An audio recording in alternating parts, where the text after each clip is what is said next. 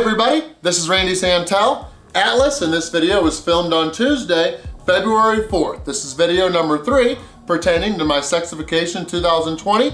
We just finished up week 3, so we've got 9 more weeks to go. We're just 1/4 of the way through. So I am back from my cruise. It was so much fun. We're gonna talk about how that went in a little bit, but got a nice little sunburn going. I got my hat on because I really need a haircut, but I was able to go through all of the comments and feedback from video number 2. You guys want to know about my own dietary habits and my fitness regimen. We're gonna be talking about both of those in the next 2 videos, but before we do that, I wanted to explain 3 of the food rules that I use and simplify the explanation of those by using bowling analogy like I did on the previous 2. You all know that there are just so many different diet plans out there, which is one of the big reasons for so much nutritional confusion. And a lot of those diets are fad diets, and almost all of them focus on some level of restriction. There's different levels of restriction on carbs, whether it be keto, Atkins, paleo, whatever. There's restrictions on dairy. Fight milk! 4 bodyguards! 5 bodyguards! There's restrictions on meat products, whether it be any of the levels of vegetarianism, whatever the restriction. Think about the last time that you went bowling. Every lane has an approach, and each approach is the same size. It's 16 foot long by however wide, and the approach is the entire area that a bowler is able to freely use for his or her delivery so that he or she can successfully throw a strike, spare, whatever the goal is. Nutritionally, our approach consists of all the various foods and beverages all around the world that we can safely consume. Tide Pods are not part of the approach. Voluntarily restricting yourself from a certain food group, and I say voluntarily because this does not apply to those with food allergies, it's very similar to a bowler restricting or cutting him or herself off from an entire portion of the approach. The bigger the restriction, the less area of the approach that's available. Let's take the keto diet, for example, which is a restriction or minimization of pretty much all carbs. That is very similar to a bowler cutting off the entire left or right side of the approach. Restrictive diets can be beneficial, usually in the short term, but it's very important to understand that placing voluntary restrictions is not necessary. Just as 100% of a bowler's approach can be effectively used to throw a strike or spare, so too can all of the various foods and beverages available to us be used to effectively throw strikes and spares depending on what our physique goals are. If a bowler is completely avoiding a certain area of the approach, it's either number 1, that person has been bowling for so long and has so much experience that he or she knows what works and what doesn't. They've got their go-to spots. Or number 2, that person lacks the knowledge and skills, the experience needed to be able to throw strikes and spares consistently using that specific portion of the approach. Similarly with nutrition, all of the various food groups can be successfully implemented into your diet no matter what your physique goals are, as long as you have the proper knowledge and discipline to maintain proper portion control based on your physique goals. Every single Christmas morning, my family maintains our yearly tradition where we wake up and we open our presents to each other, and then we all gather around the breakfast table and have the most delicious cinnamon rolls. I, myself, would never follow any sort of diet plan or method of practice that would restrict, number 1, what I eat, the delicious cinnamon rolls, or number 2, when I eat, whether it be 9 or 10 in the morning, whenever it ends up happening. Many people ask my thoughts on intermittent fasting, and my answer follows along the exact same lines as in point number 1. Whether you're restricting what you can eat or when you can eat, it must be understood that any voluntary restriction like that is by no means necessary. Just as there's no bad foods, there's also no bad time to eat. It's just like asking when's the best time for somebody to go bowling. There's no best one-size-fits-all answer. Any hours of the day can be used effectively if a person possesses the knowledge, skills, control, and discipline to be able to maintain proper calorie and portion control throughout the entire day based on that person's daily calorie output and physique goals. All right, so for point number 3, it's time to talk about the cruise. First things first though, I must apologize. I realized that I accidentally conveyed that I intended to still lose weight even while going on the cruise, and that was not the case, so I apologize for misconstruing my message. During my big weight loss breaks, I stay very committed to my overall goals, but I do not put such heavy restrictions on myself that I feel like I'm in prison.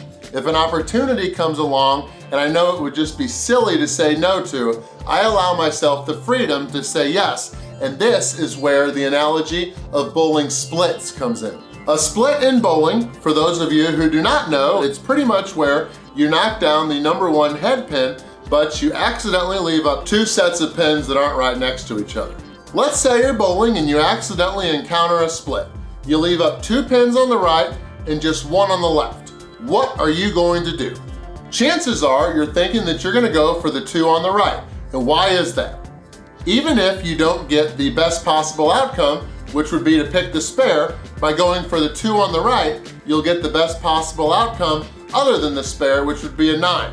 If you leave the other two and you just go for the one on the left, then the best possible outcome you can get is just an 8. Nutritionally, a split situation for somebody trying to lose weight is, let's say, a particular holiday like Christmas or Thanksgiving, or a birthday, or some other opportunity that arises where you personally want to have fun, but in a sense, minimize the damages. The 4-day cruise I just went on was definitely a split situation. I hopped on that ship with the same mentality that I talked about in last Friday's video, but I did not get on that ship with the intention to actually lose weight. There was a lot being celebrated during the cruise. My friend's 35th birthday was Saturday, Sunday was the Super Bowl, and I used to live in Kansas City, and on top of all that, my friend bought us each the premium drink package for all 4 days during the cruise. During the cruise, I focused on 3 things. Number 1, I was as active as I could be on a ship. We were on the Brilliance of the Seas, which is one of Royal Caribbean's largest vessels. So there was a lot of places to walk around and explore. Always tried to take the steps whenever I could, and we played basketball. We did some putt-putt, but just tried to be in general as active as I could. Number 2, regarding the food, and Royal Caribbean was very good about this, but I heavily focused on all of the healthy vegetables that were available. If there was any sort of entree or anything that just looked really amazing that I really wanted to try, I just got a very small portion, but I never went by the dessert table, out of sight, out of mind, so that helped things a lot. Number 3, I said we had the premium drink package all weekend. With that, I just made sure to avoid all of the sugar-laced, very high-calorie alcoholic options. Pretty much stuck with the spirits and water, had a lot of Jack Daniels in water, delicious, and then when I wanted to switch things up, I had a light beer or a Guinness. I got home from everything late last night, Monday, so weighed in this morning. I was fortunately able to get a good hour-and-a-half ride in last night for Monday, so I was intrigued to find out what the scale was gonna say today, not only because of the cruise, but also because I lost 10.6 pounds during week 2, which was probably a high fluctuation or decrease in water retention. So let's go through week number 3. The first 3 days were on land, so I of course threw strikes, got good exercise all 3 of those days. On Thursday, that was cruise day, and I had to spend tons of time setting all my videos that we're gonna post, all my Facebook posts and everything like that, since I wasn't gonna have very good internet on the cruise boat. So didn't unfortunately get any exercise in on the Thursday, but still on Friday was able to get an hour walk in. 2 open frame days on Thursday and Friday, but like I said, I definitely threw the best of the situation in the splits, and I was pretty happy with how January finished out. Kicking off February were the 2 big days of the cruise, Saturday and Sunday, the 35th birthday and then the Super Bowl. I still managed to get an hour of walking in both days on the treadmills inside the fitness center located on the ship. Still did okay with my diet and then all my drinking choices. So I got home yesterday, was able to do that hour-and-a-half ride. I woke up this morning weighing 361.4 pounds. So that is an overall gain for week 3 of 5.84 pounds. So I consider that a win.